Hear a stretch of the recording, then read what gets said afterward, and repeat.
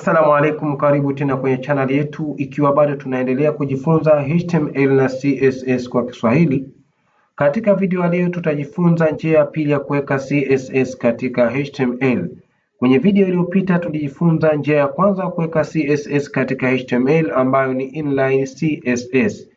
Kama hukupata fursa ya kuangalia video hiyo, katika description ya video hii nimekuwekea link ambayo itakuwezesha kuangalia video hiyo iliyotangulia. Asante. Sasa tuendelee. Njia ya pili ya kuweka CSS katika HTML ni internal CSS.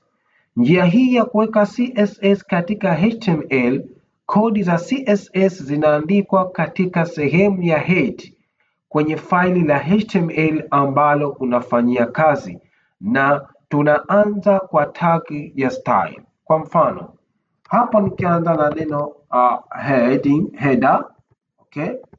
Ndani ya header nikasema andika heading 1, okay? Alafu nikasema my website.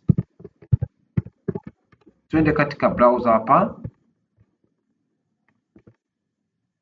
my website, okay? Sehemu ya header ambayo tunaweka kodi za CSS ni hii hapa, na tunaanza na tag ya style ambayo ndio hii. Ndani yake tuanza kuandika hivi, kwa mfano body, fungua mabano haya, nasema font family nataka ziwe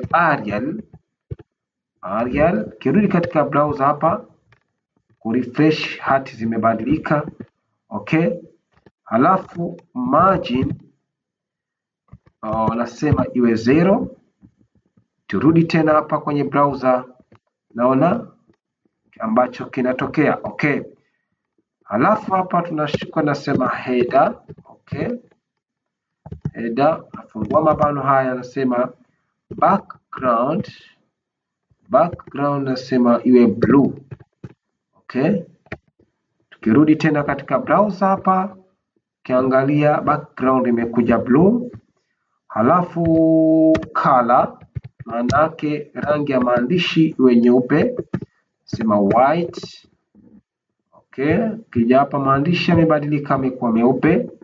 Nasema text align, maandishi nataka ya katikati, nasema text align, nasema iwe vipi? Center, okay? Kirudi tena kwenye browser hapo, unaona maandishi yamekuja katikati. Kitu kingine nasema padding nataka iwe ngapi? 15 pixel, okay? 15 pixel. Kija hapa katika browser, unaona jinsi ambavyo inavyotokea. Hivyo ndivyo ambavyo tunaweza kuweka CSS kwa kutumia njia hii ya pili ambayo inaitwa internal CSS. Kama umejifunza kitu kipya katika video hii, na kusihi usiache kusubscribe, kulike, kushare pamoja na kucomment. Asante sana, tukutane kwenye video inayofuata. Bye.